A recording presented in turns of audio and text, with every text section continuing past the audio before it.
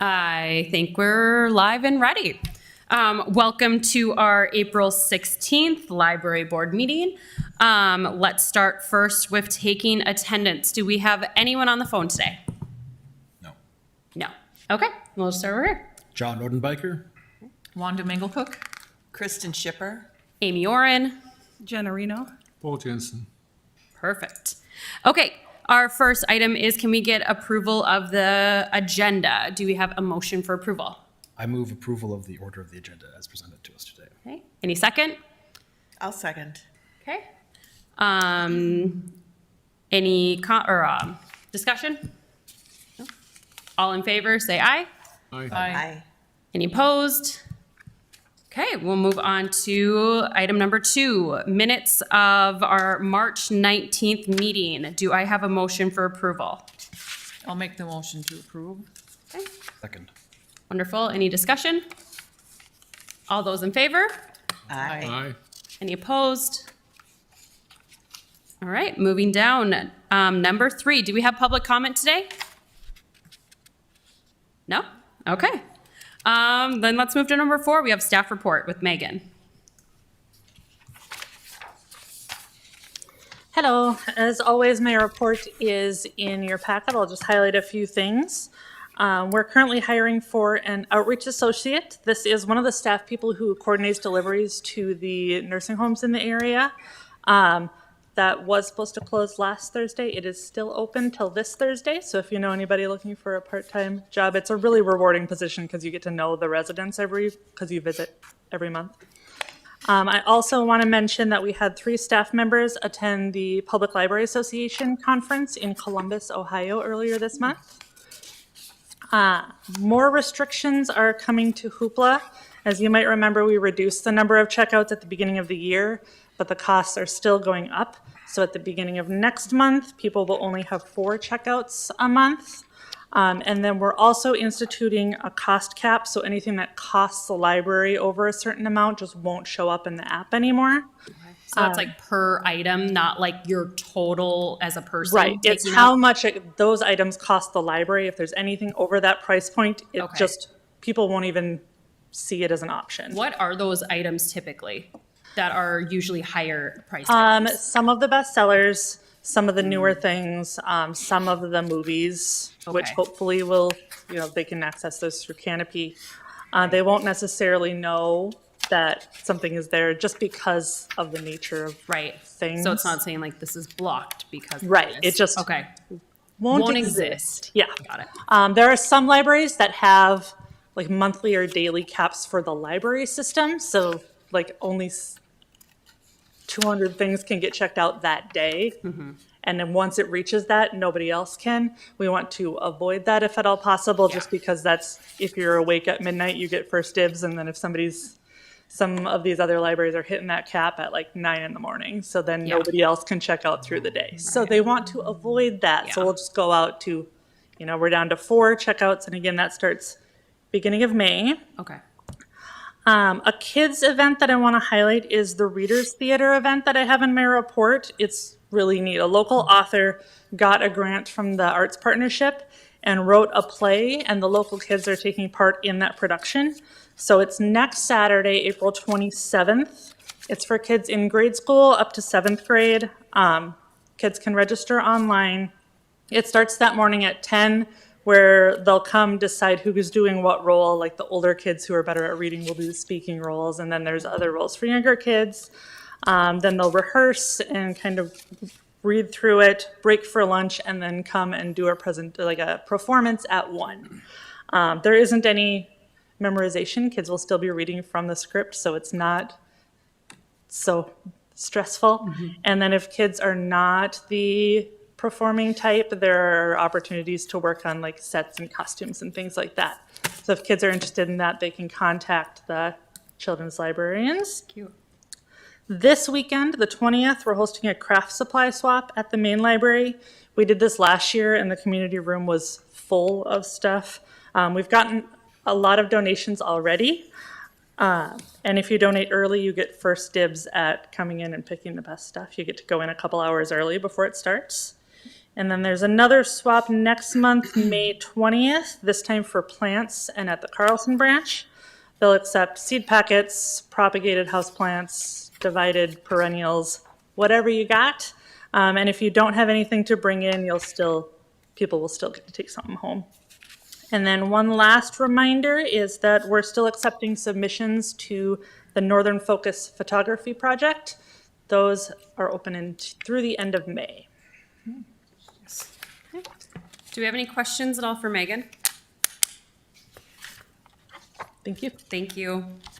Okay, number 5, we have the director's report. Yes, per your packet, you can see there, obviously my report's a little bit shorter. I visited the sunny climes of Milwaukee, Wisconsin for friends and family, so that was gone. I was gone between the 3rd all the way through the 9th, so that was fun. If anybody has any questions in that regard. Any questions at all? No? All right. We have no unfinished business, so we'll move on right to number 7, our new business. And we have action item, or letter A, the library programming overview.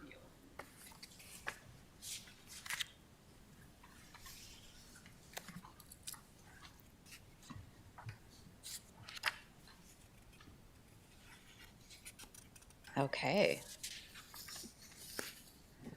I am Lori West. I'm Branch Services Manager at the Fargo Library, and I'm here today to talk a little bit about library programming. Is that okay that you see think my view? We'll say yes. I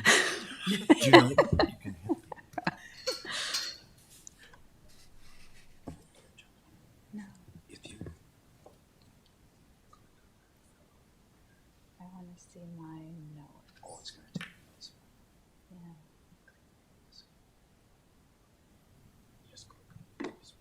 Okay. All right.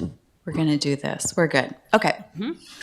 So our focus for library programming, these are the 3 things that I think of when somebody asks me about library programming and why it's so cool, basically.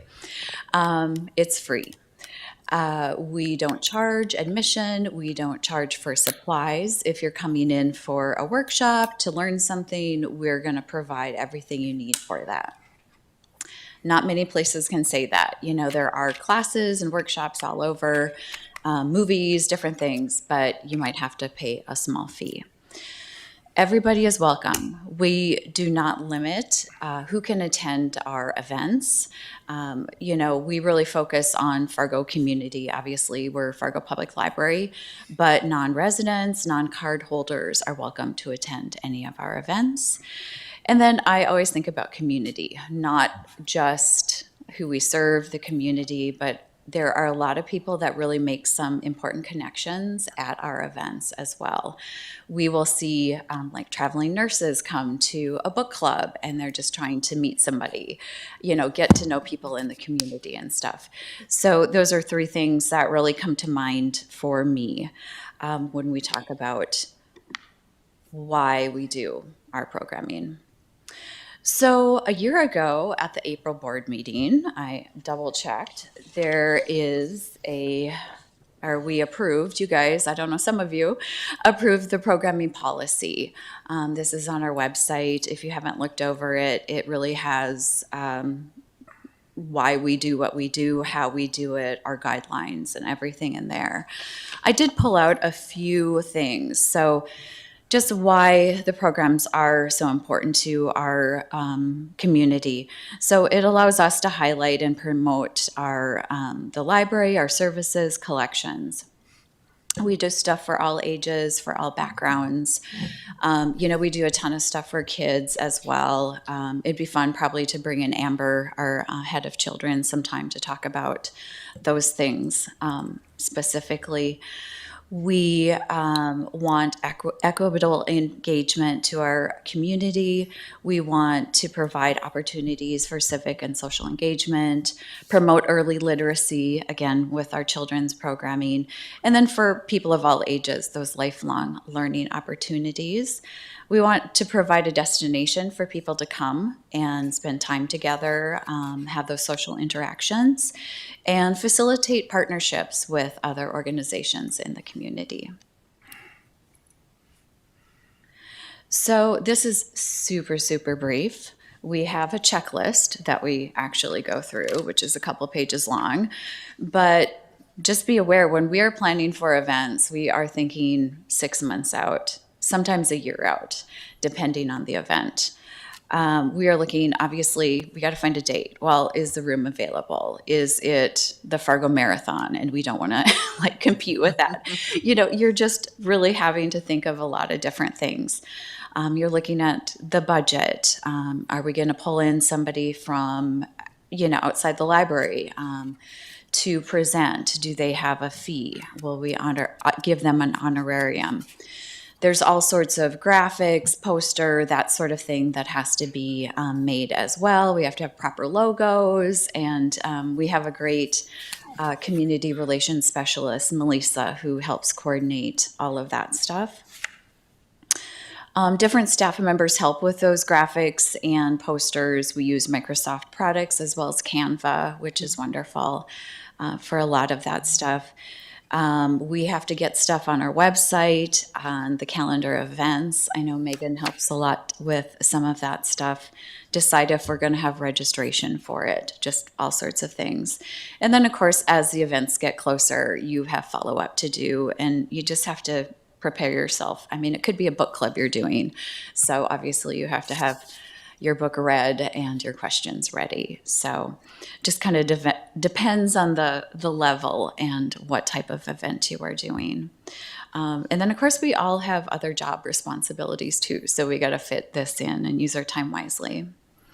There are some really early deadlines, again, for advertising. We do some, you know, like digital billboards, stuff like that. So that's really why those, we have to start thinking about stuff quite early. So with programming, adult programming, we coordinate that through a staff group. There are members from adult services, circulation, technical services, really many departments help with adult programming. We meet 3 times a year at least, and then the rest of the coordination is done through email and talking to them in person, phone call. We also use Trello, and that helps us coordinate a lot of stuff. We have developed some online tools for us internally, so I think we're constantly looking at ways to improve this because it is a lot to coordinate. We have the children's and teen events as well. We have our community engagement events we're working on too. So we don't want to have too much going on at the same time. And so we offer events, you know, that are timely. April is National Poetry Month. You know, Earth Day is coming up. We had Pi Day in March. We're looking at kind of tying up things with that. We're also looking for partners in the community that might want to work with us. And it's a great opportunity for us to reach out to other organizations and partners in the community. You know, you kind of keep your ear to the ground, and if you hear somebody who knows how to do something or is an expert on something, it can be an email, just introducing yourself and seeing if they might be interested. And I mentioned too, we have to be aware of our community engagement event schedule. So that's where we go to events out in the community. So farmers markets, like some colleges, we'll do stuff with them as well. So we just can't double book ourselves because we only have so many staff members. Yeah, I would say that it's extraordinary the amount of coordination that goes in to get this all done and then cover, you know, all the service points that we got across 3 locations, you know, morning, evening shifts, weekend shifts. Mm-hmm. It's a lot. It They is do a a lot. tremendous job. So, types of events, we have passive programs. I just have a few examples of the different ones. Virtual events, we of course explored that during the pandemic and did most things like that. Right now, I think really Book Party on Facebook is probably the only virtual thing we do regularly. Megan is one of the key people with that. And if you haven't participated, it's very fun. And I'm always in awe how they are so good to respond to people on every comment in every book. And so we're really doing most stuff in person these days. And it's nice to be back and doing that. So we have developed over the years kind of a framework of kind of ongoing events. So these are events that just go on year round pretty much. So this just makes it easier to do all this stuff. So we've got our book clubs, we've got our crafting sessions, we do movie series pretty regularly. We have Thursday night yoga at Carlson Library. We have family trivia night, community game night, silent reading parties.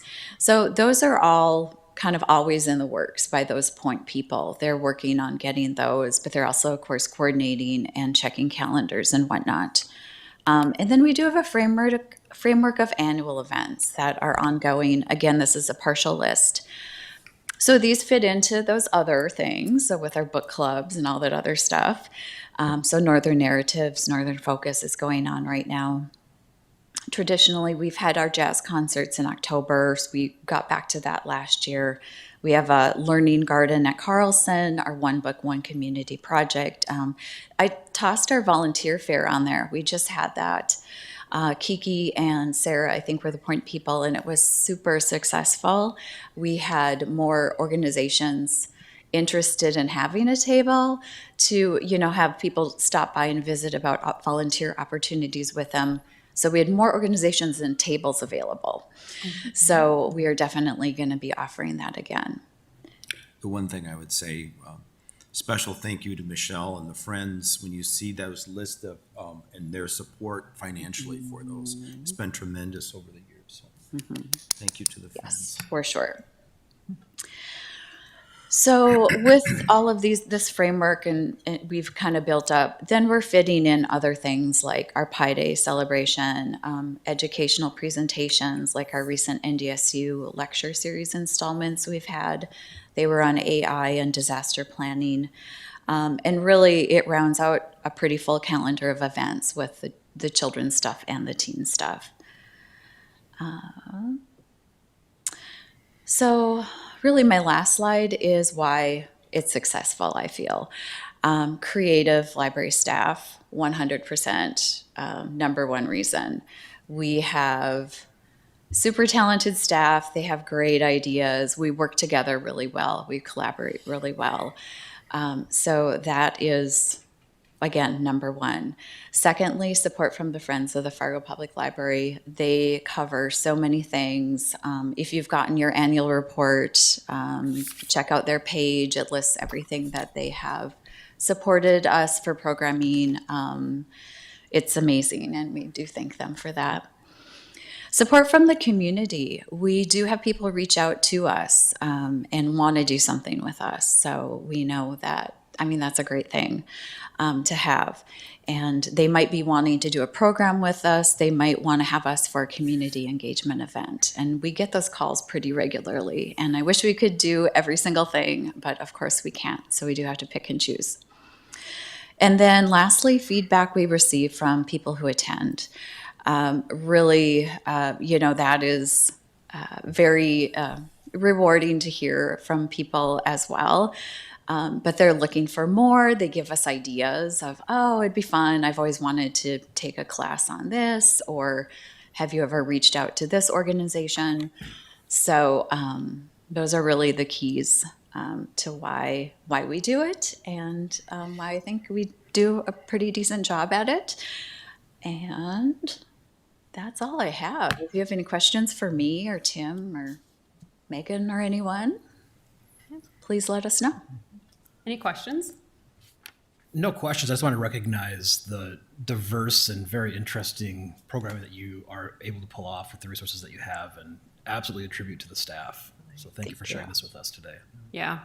I would say I feel like that's like a big differentiator with our library and like other ones that I've experienced is I feel like there's always such a variety of opportunities for people in our community to come and attend.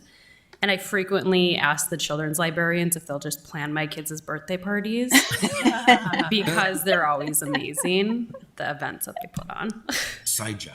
Nobody's willing to take me on that offer yet, but We joke about that sometimes. Like we could totally just do some great events. You but really could. That would have to be a different career at Yeah. a later time when we're not employees. But 48 hours in the day. yes, Yeah. maybe not. hey, any other questions? No, but I just want to say I'd like to meet with you afterwards and about a potential program. Okay, Okay, sounds great. thank you. Thank you so much for coming and sharing with us. It's always great to see this information. Good. Yeah. Thank you. Okay, thank you. All right, we're moving on to letter B, the 2025 budget. Yes, it's that time of year already, and in your packet, starting out, walking through the first, what we're looking at for in terms of requests for the 2025 budget in terms of staffing are the three positions that you see listed there. The first two, the children's librarian, then the reference associate. All three of those positions are full-time. Those first two positions were identified in a staffing analysis that we did with Human Resources a couple years ago, where we identified that overall we were at least 4 full-time equivalent positions understaffed. Subsequent to that staffing analysis, we got 2 of those full-time equivalents funded, but these last 2 we've been asking for the last couple years and have not been funded. So we're going to keep pushing the boulder up the hill to get those positions. The third one, and I've mentioned this before, kind of looking at, the urban environment that we experience at the main library and occasionally at Northport and at Carlson, that, dealing with the challenges of urban society and people that are vulnerable and experiencing mental illness and what have you. It's really looking at this position again to kind of help, another resource to help manage those challenges. I don't see it as a solution because solutions come from the whole community. But that's what we're looking for in terms of positions.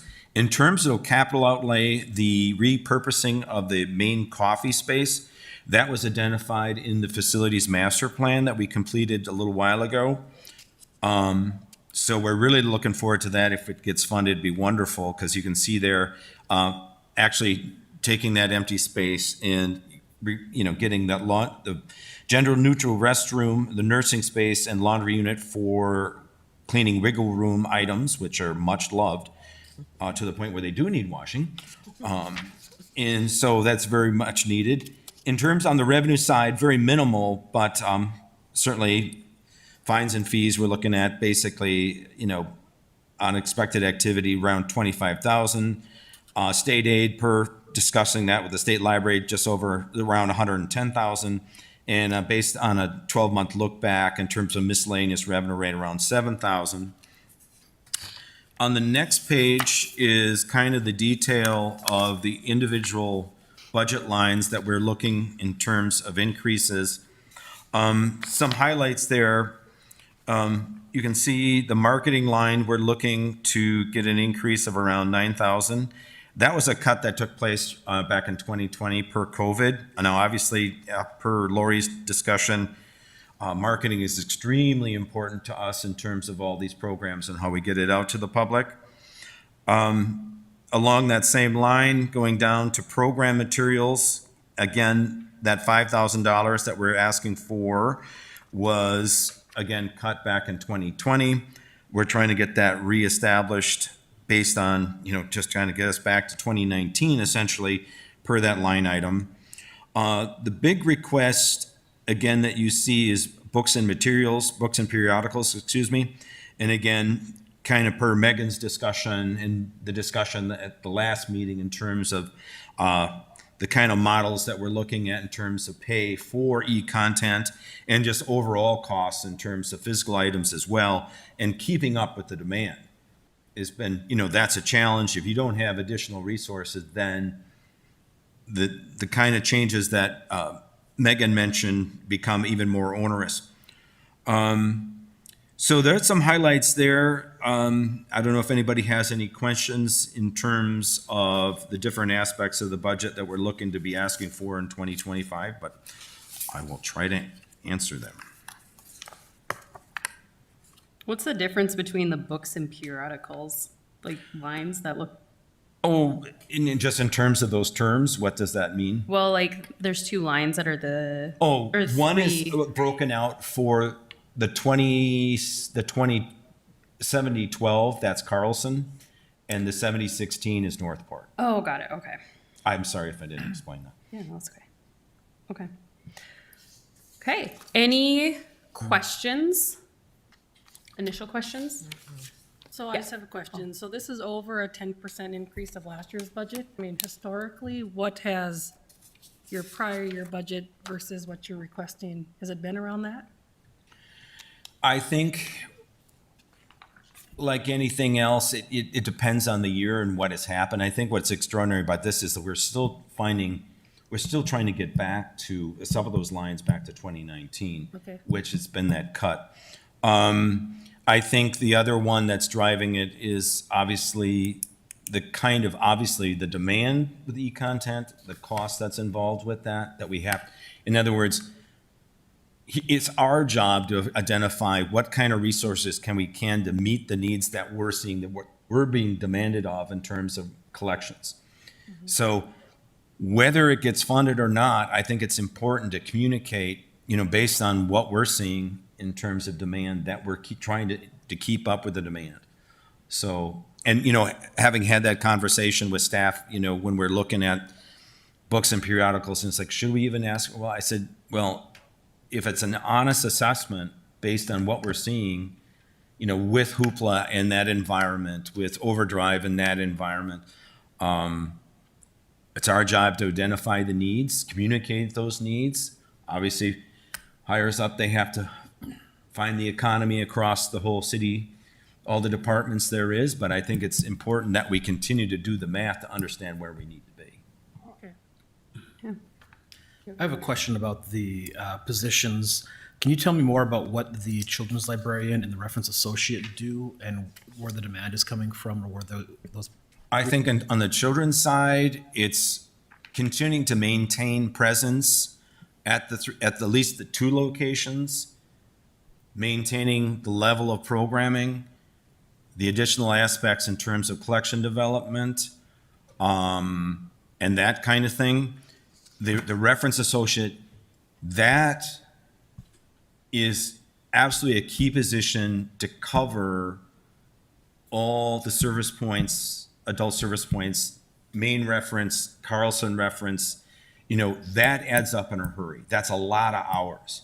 And right now, which is kind of a legacy of when we were a single location, there's kind of a shared coverage with heads of other departments.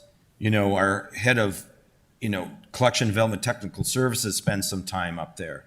Our technology and electronic resource librarian spends some time. Okay, they have full-time jobs. My deputy director covers a lot of time on the desk, just out of sheer necessity because, people have vacations, they take vacations. We want them to take vacations. People get sick. We want to send people to training. It's all those things. And we've been understaffed, and it's really getting those positions, I would, given the capacity, it's a better utilization of staff resources. That my deputy director is doing more work out in the community than covering the desk. If we could get that position, it just kind of, the ripple effect across the kind of qualitative across all the departments, but more people can devote their time to what their primary responsibilities are. if that answers your question. It does, thank you very much. Any other questions? I do have another one. Yeah. Another opportunity here. With the library safety specialist, I believe the library's been contracting right now for security at least the main library. What is that annually, and would that be offset by this? Would this be replaced by this? I wouldn't see it as a replacement, but a better management of that resource.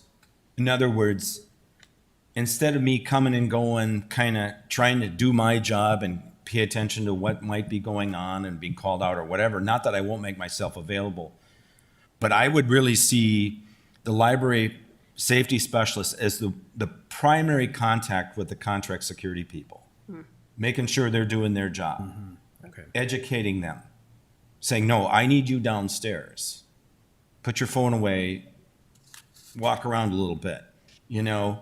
And so it's in a very, I've had continual conversations with city administration saying, I think what would be helpful, and obviously is, I think there's different departments utilizing different contract security. I think there's an economy of scale and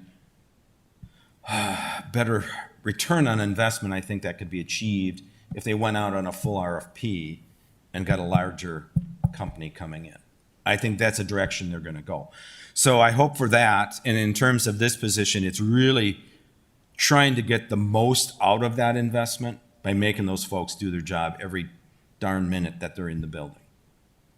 Now, the library used to have like an outreach person as well. Is that something where this like safety specialist would maybe do some of those Absolutely. pieces of work as Again, well too? Where that was is it was homeless outreach specialist, but they were through harm reduction. They were actually a harm reduction staff person, not a library staff. Oh, okay. And what I've discovered is if they're not your employee, whoever's employee they are, when they need, because if they're understaffed, that person goes away. If they change the scope of what they're doing, that person's gone. So having had that situation a couple times, I'm at the point where, I think we need our own employee. And again, it's only one employee. And it's certainly not, like I said, a solution, but it's another resource to work toward. Because you're absolutely right, Amy.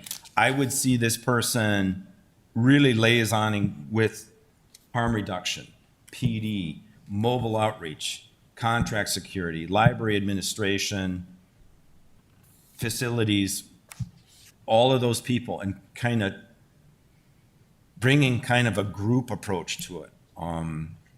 And being that point person. So they'd have no shortage of things to do. Yeah. It'd be great. Okay. All right. I do have another question on the repurposing the empty space right now in the main library. I can definitely see the need for a nursing space, a private space like that, a gender neutral space. You mentioned cleaning the wiggle room items. How is that being done today? I believe they're taking them home, aren't they, and washing them? Oh, wow. Yeah. No way. Okay, that's what I was guessing. Because, they get used a lot. And Yeah. those of us who had little kids know what that gets to. Some that will fit in the dishwasher, there is a dishwasher. Some of them come on site. Yes. Some of it can be dishwashed on site, is that what I heard? Yeah. Thank you. Okay. The estimated cost for this, where did that come from? Initially, from talking with the firm through the facilities master plan, and I had a little more to it, given the nature of things. So Okay, I'm sure there's a tighter number out there once the discussions begin. sure. Okay, thank you. That's Ballpark, essentially. yeah. Okay.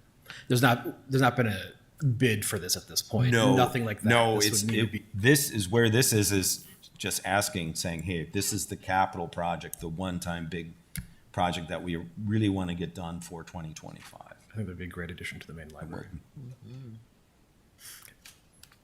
Okay. Nothing else from me. Thank you. No, that's great. Any other questions? Okay, so we have an action item on this. So are we approving both of these? That's all one budget, All one budget? all one big picture. Okay. Okay. I have one more question, I think, and I'm not sure if this comes from somewhere else, but I see part-time seasonal non-benefit employees in here, but where's the budget for like the current employees? Where does that usually sit? Is that some separate right. budget? That's a good question. See, that is something, now I can request positions, Okay, but as a city department, all staff budgeting, that's handled on the finance side. okay, that's different. Where this position is just a lump sum Okay, that we have, and these are essentially the pages okay, that have a standard non-step hourly wage, 10 hours a week, that's it. okay, okay. Okay. All right. Do we have a motion of approval of the 2025 budget? I'll move approval of the budget as presented to us. Okay, is second there a that. second? Okay, any further discussion? All in favor, say aye. Aye. Aye. Okay, any opposed? All right. That is approved. Okay, moving on to letter C, unattended children policy. Yes, again, as we continuing our review of policies, get the review date up to date. Looking at the unintended children, which is an extremely important policy. It really, helps staff us in when we have discussions when we have to have discussions with parents. And it happens at the branches, it happens at Maine, and, kind of setting, if we have to contact a parent and say, hey, here's our policy, we really need you to be paying attention to that. So it's come in handy, it's served us well. No changes identified at this time, but if there's any questions. All right, any initial questions on this? No? Okay, is there a motion for approval? I'll make a motion to approve it, approve the unattended children's service policy. Okay, do we have a second? I will second. Any discussion on the policy? All those in favor, say aye. Aye. Any opposed? All right, passes. Moving on to our service policy of volunteers. Yeah, I think, again, I think the good thing about this policy, it really clarifies roles, and that's always good. And, kind of setting, the program up to be successful. We've had very little rubs in terms of this. I think Pam Straight, who's the volunteer coordinator, does a tremendous job. And, it's good to have it. And again, if anyone has any questions. Yeah, I just wanted to know, is there a part on your website where you can go through all these different policies? Yes, Okay, every library policy is on the website. thank you. Okay, do we have any questions at all? Is there a motion for approval? I'll make a motion to approve. Okay, do we have a second? Second. Okay, any discussion? All those in favor say aye. Aye. Aye. Any opposed? All right, motion passes. And moving on to letter E, the impact report. Yes, and I handed it out, and this is the impact report for 2023. Melissa Duncan, our community relations specialist, engagement manager, put it together. I did some work. Primarily, it's her working with a gal in town to put it together, and I think it does a tremendous job. Now, certainly, it goes to donors, elected officials, city administration, library board. It'll get to the Friends Board at the next meeting. It's a wonderful tool that it also goes to the state library, and I think it speaks for itself. In kind of getting to Lori's comment, if you go back to the final two pages of pages 17 and 18, I think that speaks for itself as well in terms of partnerships in 2023. Tremendous. Wow, I didn't realize Dog Man was so popular. We're not there yet in my life. Oh yeah, people ask. I've had many questions. Are the lists going to be in there? And That's it's like, my favorite part. I that think. has to be in there. It has to be in there. Yes. Yeah. Pardon me, what did you say, Amy? In the kids section, the most read book there's it's like all the Dog Man ones. Hey. So I like to see if my kids have checked the books out 15,000 times. That got them on the list potentially, but I see we only have one Paw Patrol book on here, so that was likely Isabel. Okay, this always looks very nice, and I know this type of work takes a lot of work. So great job to the team that put this together. Yeah, it looks good. Okay, any questions at all on the impact report?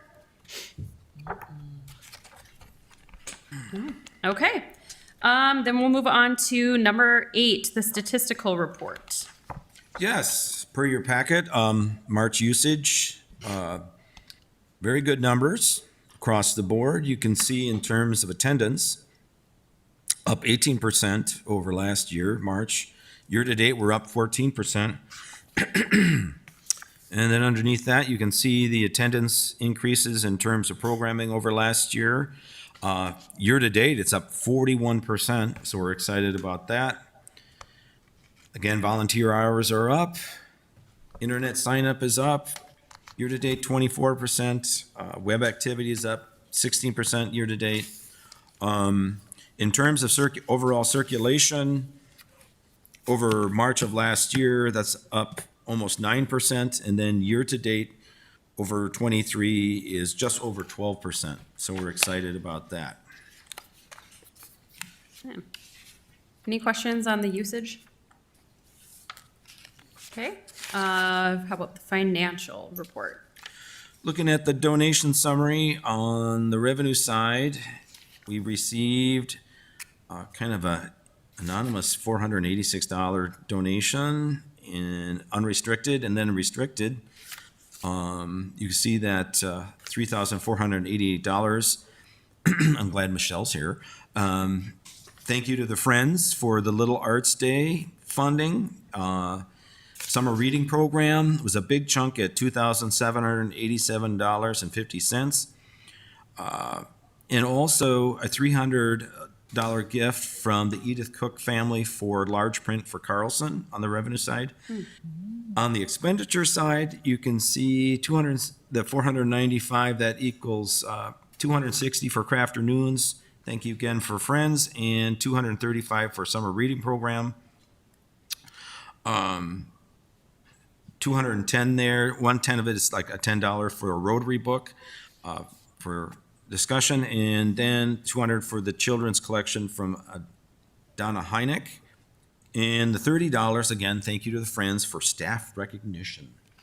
So that's on the donation revenue and expenditure side. In terms of budget year to date, just 25% year lapse. We're just a little over 26. A lot of the overage, obviously, initial payments of maintenance contracts, early encumbrances to rent and contract security and things like that. So overall, I think we're doing just fine.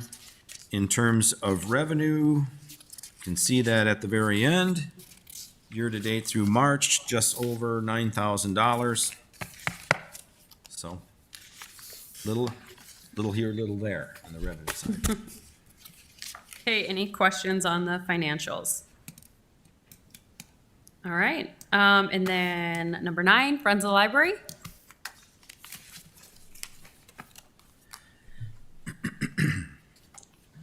Hello, it's great to see everyone. I'm Michelle Anderson. I'm the president of the Friends, and I haven't been able to come for a few months, so I have a few things to update you on that the Friends have been up to.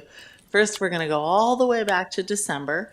And in December, we received a $100,000 donation from the Wenzel Dusick family. It was in honor of what would have been his 100th birthday. Mr. Dusick was an avid library goer, so much so that when asked, people on staff still remembered him. And his family came in to present the funds and to gather with the friends and their family. And it was a really nice event.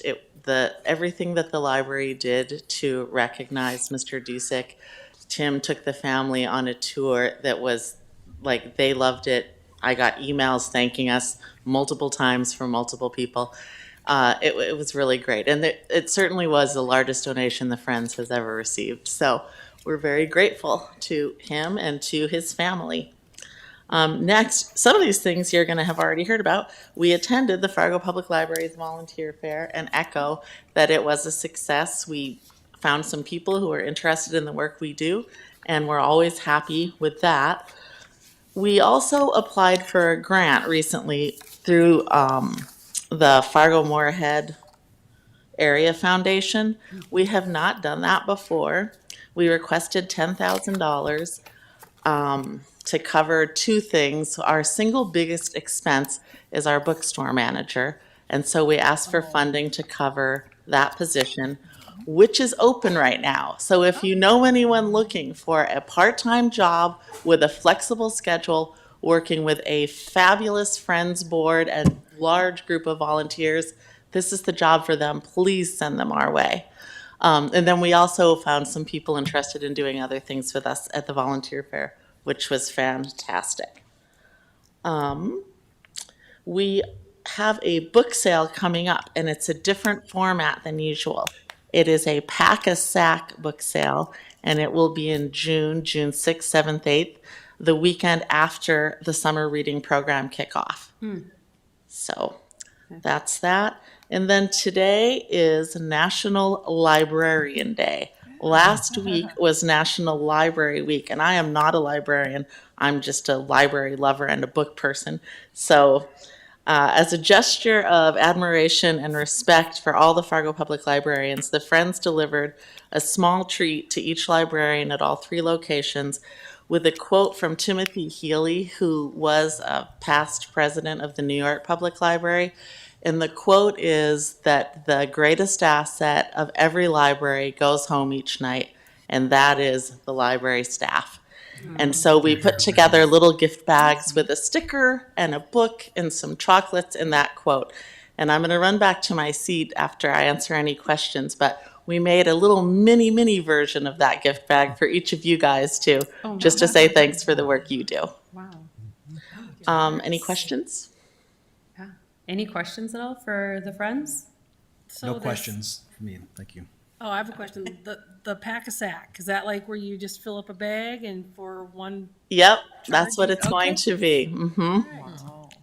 And then your bookstore manager position, you said this is like a part-time thing. So are they basically just in charge of making sure that it's staffed with volunteers? Like, tell us a little bit more about Yeah, this position. there's 3 main responsibilities. One is managing the group of volunteers. Most of our positions or our volunteer shifts are staffed, but people go on vacations, get sick, whatever. And so we have an extensive sub list. And so that person is just there to help make sure all the shifts are full. Oh, wow. Because at the branches, we sell books, whether we don't have staff there, but at Maine, if there's not someone working in the bookstore, generally speaking, the door is closed. So they manage the volunteers, they manage the till, right? They manage the money, and they manage the books, because all of our books are donated either by the community or by the library itself. And so they're in charge of getting those sorted and shelved and all of that. Okay. And then they kind of run our 2 book sales each year. Well, it sounds like a fun job to me. I know, it really is a great job. And we've been blessed with really good managers who have developed systems and protocols, so you can just come right into it. And most of us volunteer at the bookstore too, so you get to interact with all of us. So yeah, it's about 40 hours a month on average, and some of the work can be done at home, and then you can pretty much decide when you're in the bookstore. All right. Okay. Thank you all. Thank you so much. Thank you, Michelle. Thank you. All right. Our next meeting is going to be May 21st, and that concludes everything for today. We are adjourned.